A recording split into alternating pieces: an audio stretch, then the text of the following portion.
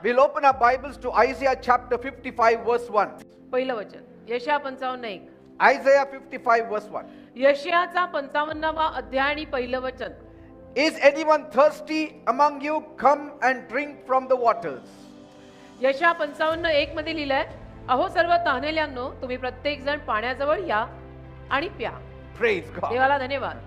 God is saying, परमेश्वर म्हणतो, are you thirsty? तुम्ही तहानलेले आहात का? Then come to me. तर मग माझ्याकडे या.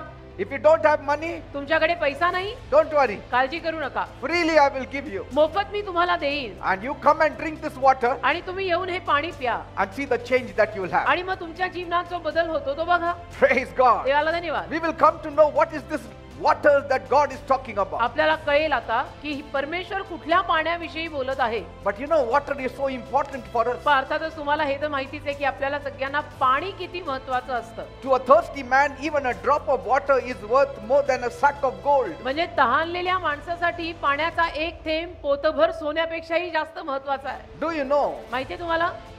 that thirst in the soul is the attraction put out by the water itself? जीवातली जी तहान आहे ते पाण्याने निर्माण केलेलंच आकर्षण आहे. We belong to the water and the water belongs to us. आपण पाण्याच्या मालकीचे आणि पाणी आपल्या मालकीचं आहे. None can survive without water. पाण्याशिवाय कोणी जगू शकत नाही.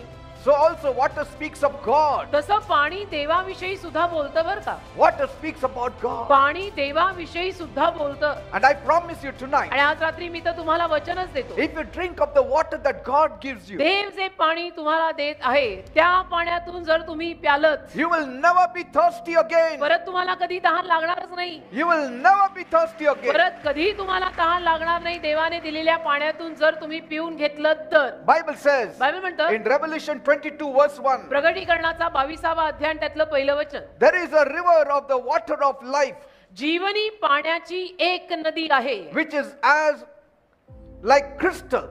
जी अगदी अगदी निखळ आहे, स्पष्ट आहे, It is crystal clear अगदी स्पष्ट आहे, and which comes from the throne of God. पारदर्शक आहे आणि जी देवाच्या सिंहासनापासून आपल्यापर्यंत येत आहे. That water from the throne of God will come to you tonight. तर देवाच्या सिंहासनापासून निघणारं ते पाणी आज तुमच्यापर्यंत येऊन पोहोचणार आहे. And if you partake of this living water, आणि या जिवंत पारदर्शक पाण्यात जर तुम्ही आज हात घालून ते सेवन केलं, you will have eternal life. पिऊन घेतलं, तर तुम्हाला अनंत काळचं जीवन म्हणजे मोक्ष मिळेल. You will have blessings. तुम्हाला आशीर्वाद मिळेल. You will have good health.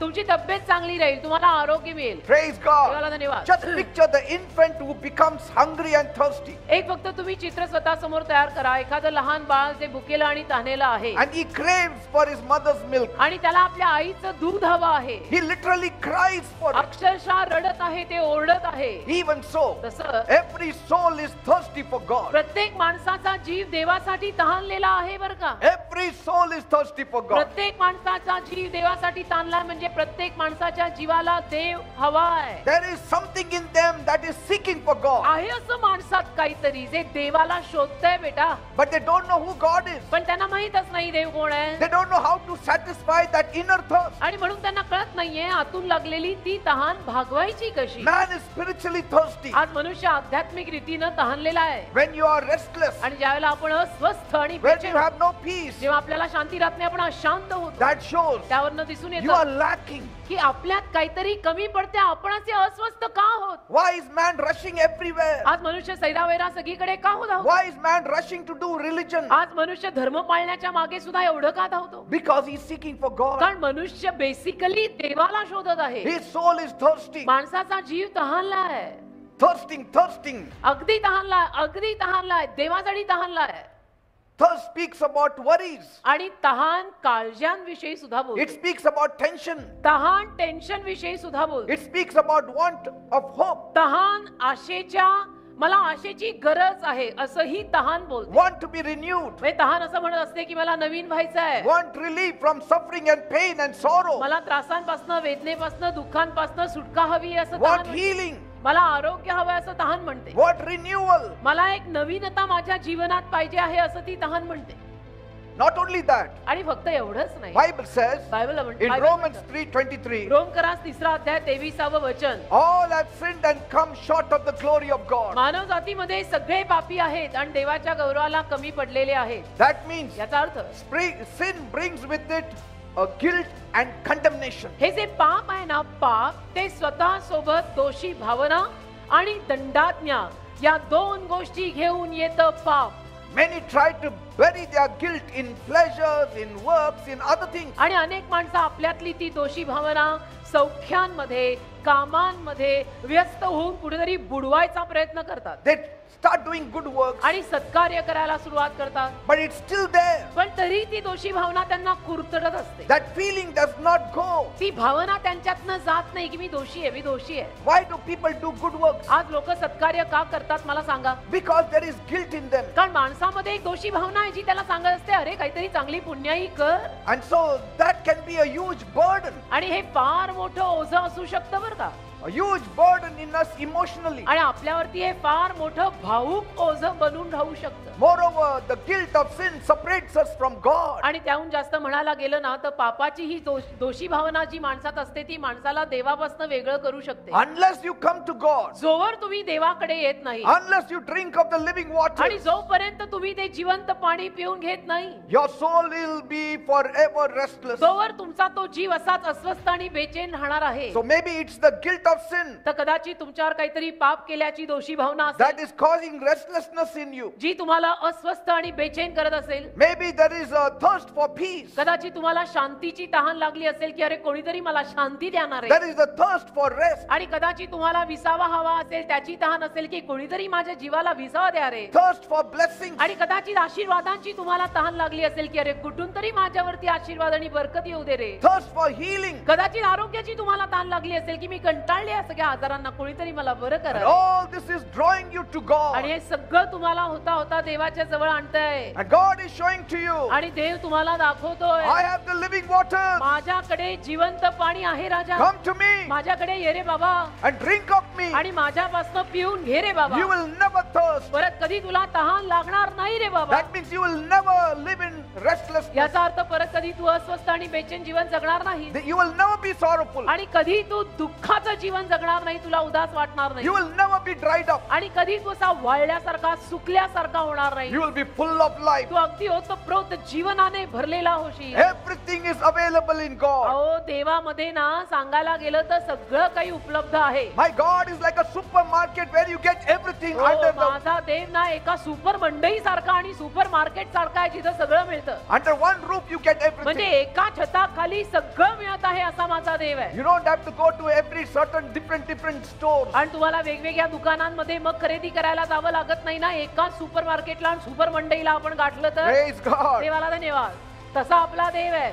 You know, when man is spiritually dehydrated, तुम्हाला माहितीये मनुष्य जेव्हा आध्यात्मिक रीतीनं गळून जातो, he experiences symptoms of fear, anxiety and anger and violence. त्यावेळेला मग माणसामध्ये त्याला राग येणं, हिंसा करणं, भांडणं करणं, मारामारी करणं, अस्वस्थ होणं, ही Loneliness. सगळी एकटेपणा जाणवणं, ही सगळी लक्षणं त्या माणसात दिसायला लागतात. All that jealousy, all that pride and many more. ईर्ष्या करणं, इतरांवर जळणं, गर्व, अभिमान, स्वाभिमान, घमेंड सगळे एकाच कुळातलंय. It's all because of the lack of the presence of God in one's life. आणि हे सगळं एखाद्याच्या जीवनामध्ये देवाचा सहवास कमी पडत असल्यामुळे आलेली लक्षणं आहेत. Bible speaks of the greatest king of Israel. बायबलमध्ये इस्रायल देशाच्या एका महान राजाची नोंद आहे. His name was David. त्याचं नाव होतं दावीद. He underwent a lot of trouble. आणि हा दावीद त्याच्या जीवनात खूप साऱ्या त्रासातनं गेला. He was once so sick unto death. आणि एकदा हा दावीद राजा इतका मरणप्राय आजारी पडला, His enemies also were after him. त्याचे शत्रूही हात धुवून त्याच्या मागे लागले होते. His son wanted to kill him. बरं पोटचं पोरगं पण त्याला ठार मारायला पाहत होतं की मला माझा बाप मेलेला व्हावा आहे. He wanted to usurp the authority. आणि त्याच्या मुलाला, पोटच्या पोराला बाप मरायच्या अगोदर बोला सिंहासन सत्ता हवी होती. His father-in-law was after him to आणि kill him. त्याचा सासरा त्याच्या मागे त्याचा जीव घ्यायला बघत होता. David was tired. आणि अशा पद्धतीनं दावीद थकला,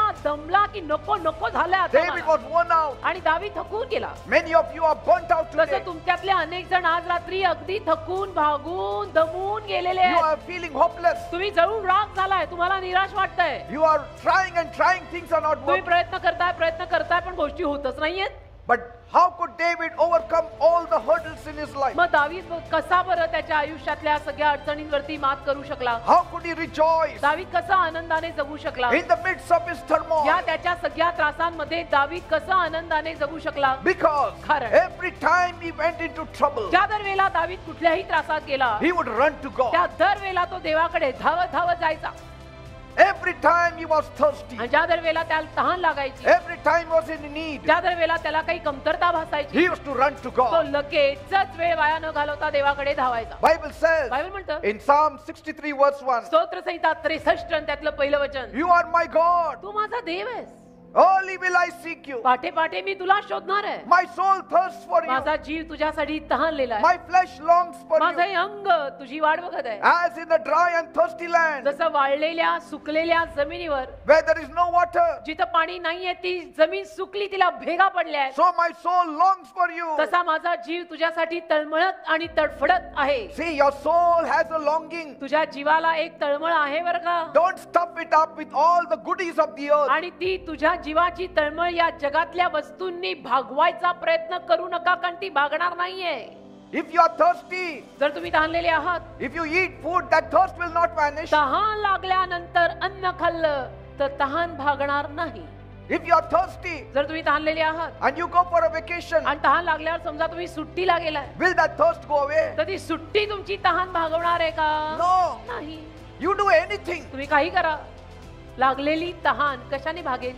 You need water. पाणीच लागतो हो तहान भागवायला. You ना need सुट्टी water. लागते ना आणि काही लागतं. Are you thirsty for peace? तसं तुम्हाला शांतीची तहान लागलीये का हो? Are you thirsty for rest? तुम्हाला विसाव्याची आरामाची तहान लागलीये? Are you हवंय? thirsty for strength? तुम्हाला शक्तीची ताकदीची तहान लागली, शक्ती हवी आहे? Then come to the living God. बस मग साधं आहे, जिवंत देवाकडे या ना.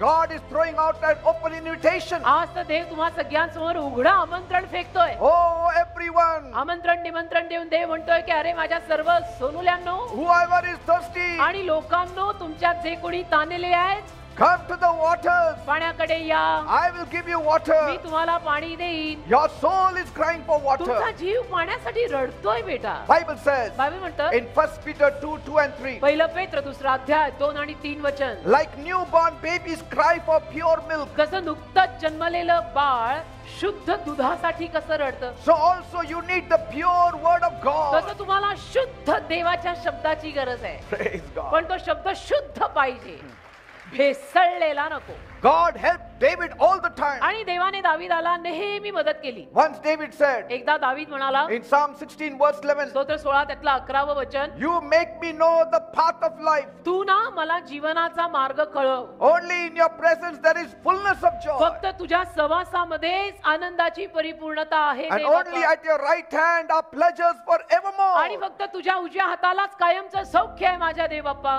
Read it, it is in your Bible. वाचा ना, तुमच्याही बायबल मध्ये तेच लिहिलेलं आहे.